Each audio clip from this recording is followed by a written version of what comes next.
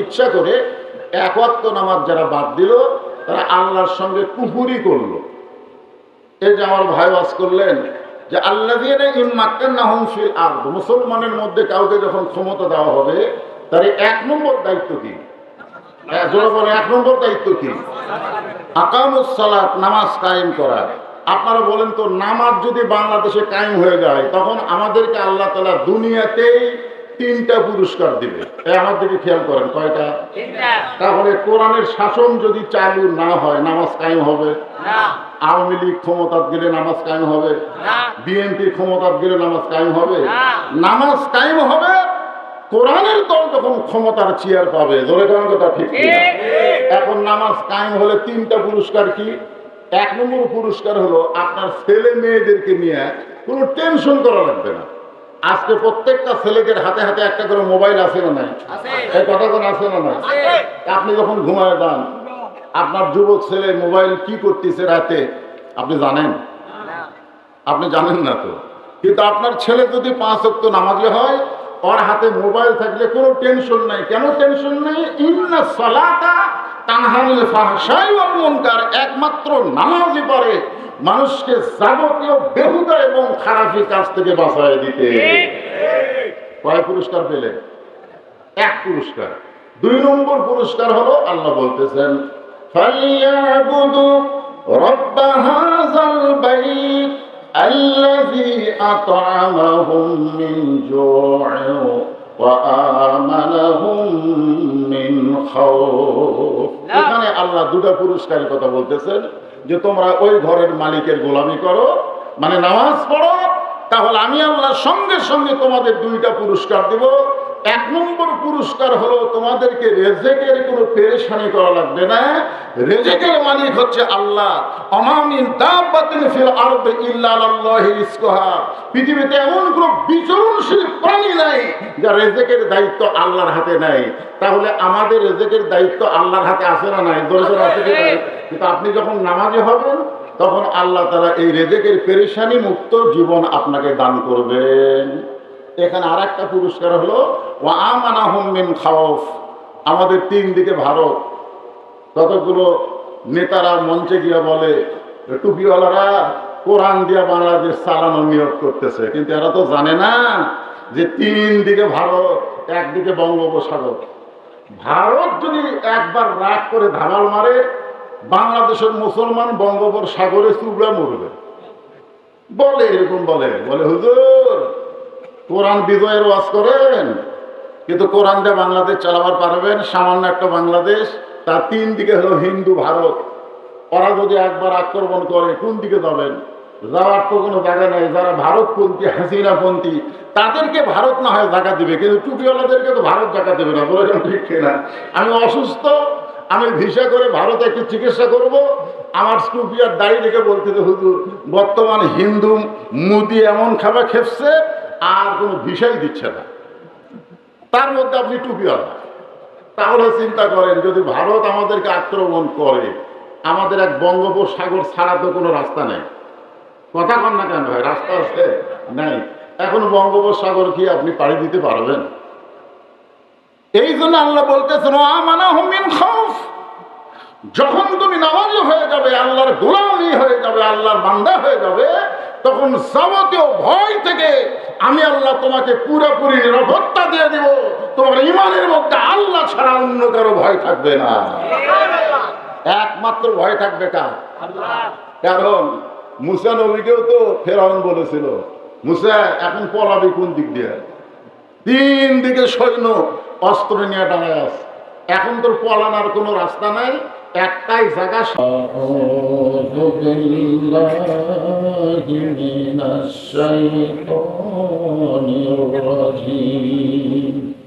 বিসমিল্লাহির রহমানির রহিম। ইযা أصابتهم مصيبة قالوا إنا لله وإنا إليه راجعون। ইন্নাল্লাহা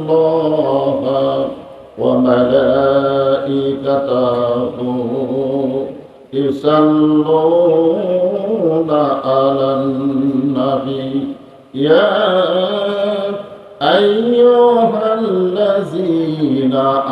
আমানু সাল্লু আলাইহি ওয়া সাল্লিমু তাসলিমা আল্লাহুম্মা সাল্লি আলা মুহাম্মাদ আল্লাহুম্মা বারিক আলা মুহাম্মাদ মাশরিকি হুব্বে মুহাম্মাদ সকলে বলি সাল্লাল্লাহু मतलाए दीवाने मतलाए खुर्शीद इश्क़ सीनाए सो जाने बलगल उला बिकमालिही कशाफत दुजा बिजमालिही हसनत जमीओ किसालिही सल्लो अलैहि व आलिही সকলে আরেকবার বলে আলহামদুলিল্লাহ। আজকের এই মাহফিলের সম্মানিত সভাপতি, আজকের এই মাহফিলের সম্মানিত উলামায়ে কিরাম, আজকের এই মাহফিলকে বলা হয়েছে আলেম ওলামার সম্মেলন। অসংখ্য আলেম ওলামা আজকের মাহফিল উপস্থিত হয়েছেন। সেই জোহরের নামাজের পর থেকে এতক্ষণ পর্যন্ত কোরআন হাদিসের আলোকে অত্যন্ত গুরুত্বপূর্ণ আলোচনা করে আপনাদেরকে শোনাইছেন। যে সমস্ত আলোচক আজকের এই মাহফিলে আপনাদেরকে সুন্দর সুন্দর আলোচনা করে শোনাইছেন, সকলকেই অন্তরের অন্তঃস্থল থেকে শুভেচ্ছা জ্ঞাপন করছি।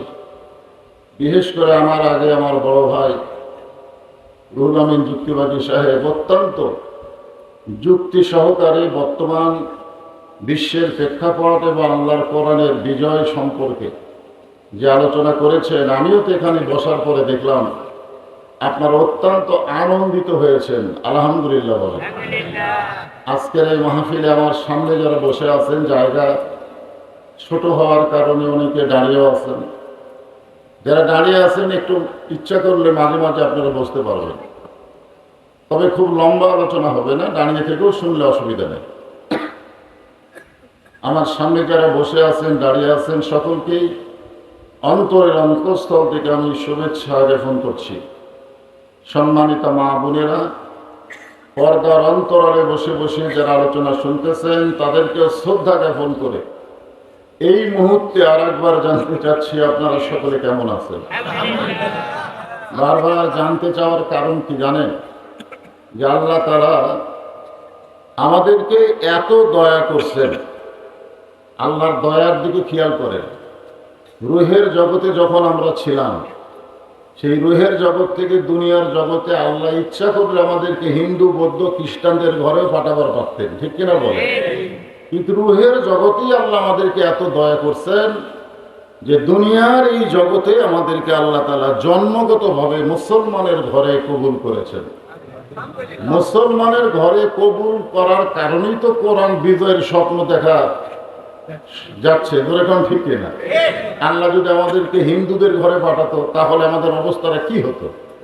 দুনিয়াতে পাঠানোর দায়িত্ব কার? জোরে বলেন না কার? কিন্তু আল্লাহ আমাদেরকে পাঠালেন কোন ঘরে? মুসলমানের ঘরে। এখান থেকে আমাদের বিশ্বাস, রুহের জগৎ থেকেই আল্লাহ আমাদের পক্ষে আছে। যেরকম ঠিক কিনা? বর্তমানেও আল্লাহ আমাদের পক্ষে না বিপক্ষে? কারণ আল্লাহ কোরআন ইরশাদ করেন, আমা ইয়াবতাগি গায়রাল ইসলাম দীনান ফালা ইউকবালা মিনহু। ইসলাম ছাড়া অন্য কোনো জীবন ব্যবস্থা, অন্য কোনো ধর্ম কেউ যদি গ্রহণ করে, আল্লাহ বলেছেন কখনোই তা কবুল করা হবে না।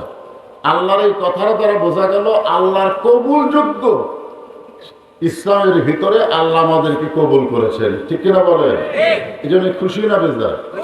মাশাআল্লাহ। আল্লাহ ভাগ্য গুণে আমাদেরকে এমন একজন নবী দিয়েছেন যিনি শুধু নবী না, তিনি হলেন আমাদের নেতা।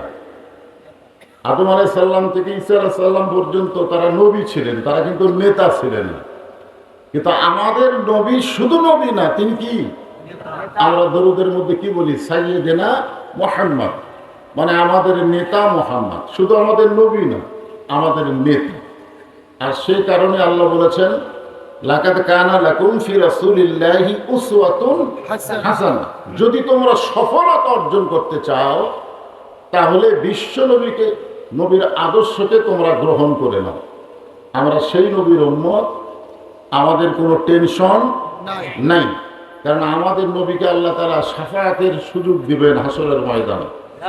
আল্লাহ যখন হাকিম হয়ে আমাদেরকে আসামি বানায় বিচার শুরু করবেন, ওই সময় আমাদের নবী উকিল ব্যারিস্টার হয়ে আমাদেরকে সুপারিশ করে আল্লাহর জান্নাতে আমাদের পৌঁছায় দেবেন। খুশি না বেজার? মাশাআল্লাহ। তাহলে জন্মগতভাবে আমরা মুসলমান, আর বিশ্ব নবীর উম্মত, আর হেদায়েত স্বরূপ পেয়েছি আল্লাহর কোরআন। জোরে কান সুবহানাল্লাহ। যে কোরআন থেকে এতক্ষণ পর্যন্ত আপনারা আলোচনা শুনতেই ছিলেন, আলোচনা শুনতেই যদি আপনাদেরকে এত ভালো লাগে, সেই কোরআন বাংলার জমিনে যখন প্রতিষ্ঠা হবে তখন আমাদেরকে কেমন ভালো লাগবে। আমরা তো শুধু কোরআন শুনতেছি, কোরআনকে তো বাস্তবে দেখতেছি না। জোরে জোরে ঠিক কিনা? আমি যে আয়াতে কারিমা তেলাওয়াত করেছি, এই আয়াতে আল্লাহ পাক বলতেছেন, ইজা আসাবাতুহুম মুসিবা, যখন তোমাদের উপরে বিপদ আপদ মুসিবত আসবে, ক্বালু, তখন তোমরা বলবে, ইন্না লিল্লাহি ওয়া ইন্না ইলাইহি রাজিউন। আপনারা বলেন তো, আমরা এই আয়াতটা কখন পড়ি? মানুষ মারা গেলে পড়ি, ঠিক কিনা বলেন? আসলে এটা কিন্তু মানুষ মরে গেলে পড়ার আয়াত না, এটা হচ্ছে বিপদ আপদ মুসিবতের আয়াত। তো এখন আপনারা বলেন, কোরআনের ওয়াজ শুনতেছেন কিন্তু কোরআন মোতাবেক চলতে পারতেছেন না, এটা কি রহমত না বিপদ? কারণ আল্লাহ তাআলা যেখানে বলতেছেন, অনুনাজ্জিলু মিনাল কোরআনি মা হুয়া শিফাউ ওয়া রাহমাতুল লিল মুমিনিন, মুআমিনিন না মুমিনিন, যে কোরআনকে যাবতীয় রোগের শিফা হিসাবে রহমত স্বরূপ আল্লাহ তাআলা মুমিনদের জন্য নাজিল করেছেন। সুবহানাল্লাহ বলেন।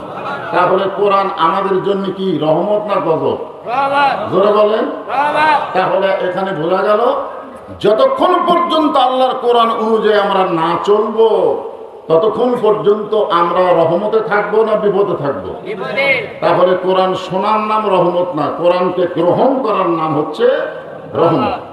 এই জন্য আল্লাহ বলতেছেন, যখন কোনো বিপদ আপদ মুসিবত আসবে তখন তোমরা বলবে, ইন্না লিল্লাহি ওয়া ইন্না ইলাইহি রাজিউন। আপনারা বলেন তো, বাংলাদেশ স্বাধীন হওয়ার পর থেকে এ পর্যন্ত আমরা কি রহমতে আছি না বিপদে আছি? একটু চিন্তা ভাবনা করে বলা লাগবে, আমরা কি রহমতে না বিপদে?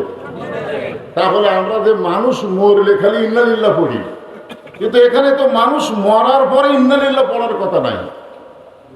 আল্লাহ রাসূল একটা হাদিসে বলেছেন, বুখারী শরীফের হাদিস, মা তারাকতু বাদি আলা উম্মতি ফিতনাতুন আদারাল রাজুলু মিনান নিসা, রাওয়াহুল বুখারী কিতাবুল ফিতান।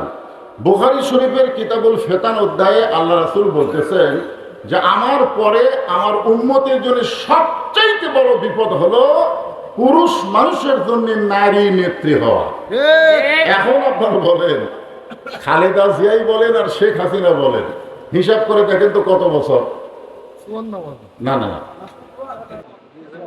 15 আর 10 25 ধরেন, 26-27 বছর ধরে আমাদের বাংলাদেশে পুরুষ মানুষ থাকার পরেও নারী নেতৃত্ব। জোরে কোন কথা ঠিক কিনা? তাহলে কত বড় বিপদে আমরা ছিলাম যে আমাদের উপরে নারীরা নেতৃত্ব করেছে। আমরা সেই বিপদ থেকে আপাতত কি মুক্ত। আগামীতে বিএনপির নেতারাও বলতেছে যে আগামীতে যদি আমরা বিজয়ী হই, প্রধানমন্ত্রী হবেন তারেক জিয়া। তার মানে বোঝা গেল মেয়ে মানুষ আসার আর কোনো সম্ভাবনা নাই। তাহলে একটা বিপদ থেকে আল্লাহ আমাদেরকে রক্ষা করছে, আলহামদুলিল্লাহ বলেন। এখন ইন্না লিল্লাহি ওয়া ইন্না ইলাইহি রাজিউন, খুব খেয়াল করবেন যে যখন বিপদ আপদ মুসিবত আসবে তখন ক্বালু, আল্লাহই বলতেছে তোমরা বলো ইন্না লিল্লাহি ওয়া ইন্না ইলাইহি রাজিউন। এখন আপনাদের কাছে আমার প্রশ্ন, ওয়াজ না, আপনারা একটু উত্তর দিবেন তো, যে মানুষ মরলে আমরা কেন এই আয়াত করি? না অন্য সময় তো আমরা পড়ি না, কিন্তু মানুষ মরলে কেন পড়ি? আপনাদের কাছে মানুষ মরা বিপদ হতে পারে, কিন্তু মুসলমান মরা বিপদ না। খুব খেয়াল করবেন, মানুষ মরা বিপদ, কিন্তু মুসলমান মরা বিপদ। তারপরে আল্লাহ কেন বললেন লা তামুতুন্না ইল্লা ওয়া আনতুম মুসলিমুন, যে তোমরা মুসলমান না হয়ে মরো না, এ কথা আল্লাহ কেন বললেন?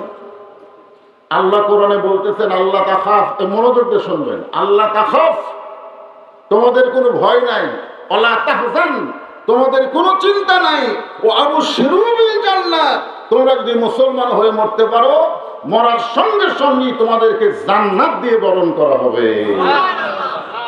তাহলে মুসলমান হয়ে যদি মরি, তাহলে আমরা এই বিপদের আয়াত কেন পড়ি?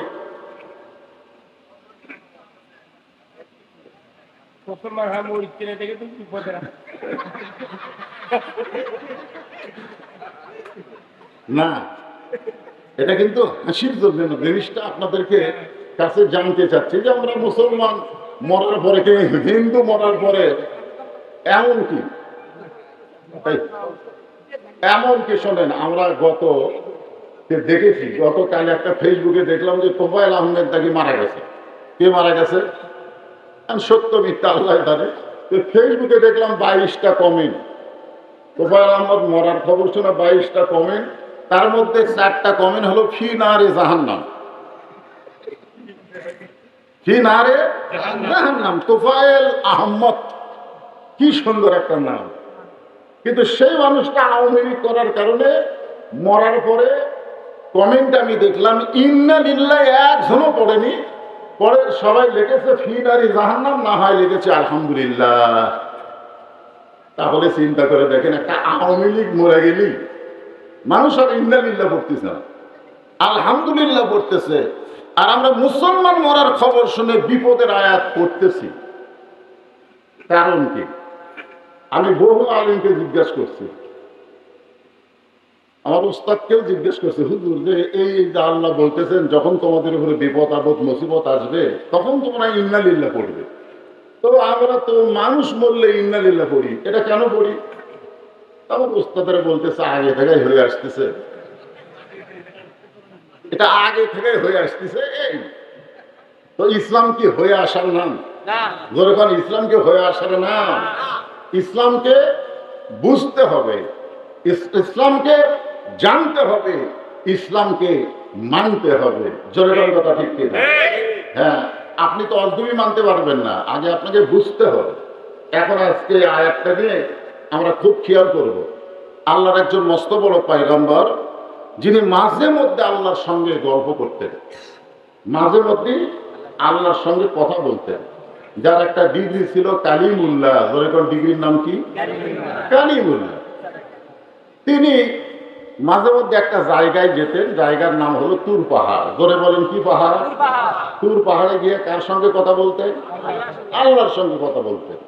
আল্লাহ রাসূল বলেছেন, মুসা নবী তুর পর্বতে গেলে আল্লাহ যেমন খুশি হয়, আমার উম্মতেরা 5 বার যখন মসজিদে যাবে আল্লাহ মুসা নবীর চাইতেও বেশি খুশি হয়। ধরে বলতে এখন আপনারা বলেন তো, বাংলাদেশে 5 বার মসজিদে যাওয়ার মুসলমান আছে? এই কথা কর না কেন? আছে তো। 5 বার যদি মসজিদে না যায়, 5 বার যদি মসজিদে না যায়, একজন পুরুষ মুসলমানকে আমি বলতেছি, আপনি যদি 5 বার মসজিদে না যান, রাসূল বলেছেন মান তারাকা সালাতু মুতাম্মিদান ফাকাত কাফারা, ইচ্ছা করে 1 ওয়াক্ত নামাজ যারা বাদ দিল তারা আল্লাহর সঙ্গে কুফরি করলো। এই যে আমার ভাই ওয়াজ করলেন যে আল্লাযীনা ইম্মাক্কানাহুম ফিল আরদ, মুসলমানের মধ্যে কাউকে যখন ক্ষমতা দেওয়া হবে তার 1 নম্বর দায়িত্ব কি? জোরে বলে 1 নম্বর দায়িত্ব কি? আকামুস সালাত, নামাজ কায়েম করা। আপনারা বলেন তো, নামাজ যদি বাংলাদেশে কায়েম হয়ে যায় তখন আমাদেরকে আল্লাহ তাআলা দুনিয়াতেই 3টা পুরস্কার দিবে। আমার দিকে খেয়াল করেন, কয়টা? 3টা। তাহলে কোরআনের শাসন যদি চালু না হয় নামাজ কায়েম হবে না। আওয়ামী লীগ ক্ষমতা গেলে নামাজ কায়েম হবে না। বিএনপি ক্ষমতা গেলে নামাজ কায়েম হবে না। নামাজ কায়েম হবে কোরআনের দল যখন ক্ষমতার চেয়ার পাবে। ধরে কোন কথা ঠিক? এখন নামাজ কায়েম হলে 3টা পুরস্কার কি? 1 নম্বর পুরস্কার হলো আপনার ছেলে মেয়েদেরকে নিয়ে কোনো টেনশন করা লাগবে না। আজকে প্রত্যেকটা ছেলেদের হাতে হাতে একটা করে মোবাইল আছে না নাই? এই কথা কোন আছে না নাই? আপনি যখন ঘুমায় যান, আপনার যুবক ছেলে মোবাইল কি করতেছে রাতে আপনি জানেন? আপনি জানেন না তো। কিন্তু আপনার ছেলে যদি 5 ওয়াক্ত নামাজি হয়, ওর হাতে মোবাইল থাকলে কোনো টেনশন নাই। কেন টেনশন নেই? ইন্না সালাতা তানহা আনিল ফাহশাই ওয়াল মুনকার। একমাত্র নামাজই পারে মানুষকে যাবতীয় বেহুদা এবং খারাপি কাজ থেকে বাঁচায় দিতে। কয় পুরস্কার পেলেন? 1 পুরস্কার। 2 নম্বর পুরস্কার হলো আল্লাহ বলতেছেন ফালিয়াবুদু রাব্ব হাযাল বাইত আল্লাযী আত'আমাহুম মিন জু'ইন ওয়া আমানাহুম মিন খাউফ। এখানে আল্লাহ 2টা পুরস্কারের কথা বলতেছেন যে তোমরা ওই ঘরের মালিকের গোলামি করো, মানে নামাজ পড়ো, তাহলে আমি আল্লাহর সঙ্গে সঙ্গে তোমাদের 2টা পুরস্কার দেব। 1 নম্বর পুরস্কার হলো তোমাদেরকে রিজিকের কোনো পেরেশানি করা লাগবে না। রিজিকের মালিক হচ্ছে আল্লাহ। আমা মিন দাব্বাতিন ফিল আরদি ইল্লা আলাল্লাহি রিজকুহা। পৃথিবীতে এমন কোনো বিচরণশীল প্রাণী নাই যার রিজিকের দায়িত্ব আল্লাহর হাতে নাই। তাহলে আমাদের রিজিকের দায়িত্ব আল্লাহর হাতে আছে না নাই? জোরে জোরে আছে কি নাই? কিন্তু আপনি যখন নামাজি হবেন তখন আল্লাহ তাআলা এই রিজিকের পেরেশানি মুক্ত জীবন আপনাকে দান করবেন। এখানে আরেকটা পুরস্কার হলো ওয়া আমানাহুম মিন খাউফ। আমাদের 3 দিকে ভারত, কতগুলো নেতারা মঞ্চে গিয়ে বলে টুপিওয়ালারা কোরআন দিয়া বাংলাদেশ চালানোর নিয়োগ করতেছে, কিন্তু এরা তো জানে না যে 3 দিকে ভারত, একদিকে বঙ্গোপসাগর। ভারত যদি একবার রাগ করে ধামাল মারে, বাংলাদেশের মুসলমান বঙ্গোপসাগরে চুবড়া মরবে। বলে এরকম বলে হুজুর কোরআন বিজয়ের ওয়াজ করেন, কিন্তু কোরআন দিয়ে বাংলাদেশ চালাবার পারবেন? সামান্য একটা বাংলাদেশ, তার 3 দিকে হলো হিন্দু ভারত। ওরা যদি একবার আক্রমণ করে কোন দিকে যাবেন? যাওয়ার তো কোনো জায়গা নাই। যারা ভারতপন্থী, হাসিনাপন্থী, তাদেরকে ভারত না হয় জায়গা দিবে, কিন্তু টুপিওয়ালাদেরকে তো ভারত জায়গা দেবে না। বলেছেন ঠিক কিনা? আমি অসুস্থ, আমি ভিসা করে ভারতে একটু চিকিৎসা করব, আমার টুপিয়ার দাড়ি রেখে বলতেছে হুজুর বর্তমান হিন্দু মুদি এমন খাবার খেপছে আর কোনো ভিসাই দিচ্ছে না, তার মধ্যে আপনি টুপিওয়ালা। তাহলে চিন্তা করেন যদি ভারত আমাদেরকে আক্রমণ করে, আমাদের এক বঙ্গোপসাগর ছাড়া তো কোনো রাস্তা নেই। কথা কন না কেন ভাই? রাস্তা আছে নাই। এখন বঙ্গোপসাগর কি আপনি পাড়ি দিতে পারবেন? এই জন্য আল্লাহ বলতেছেন আমানাহুম মিন খাউফ। যখন তুমি নামাজি হয়ে যাবে, আল্লাহর গোলামি হয়ে যাবে, আল্লাহর বান্দা হয়ে যাবে, তখন যাবতীয় ভয় থেকে আমি আল্লাহ তোমাকে পুরোপুরি নিরাপত্তা দিয়ে দিব।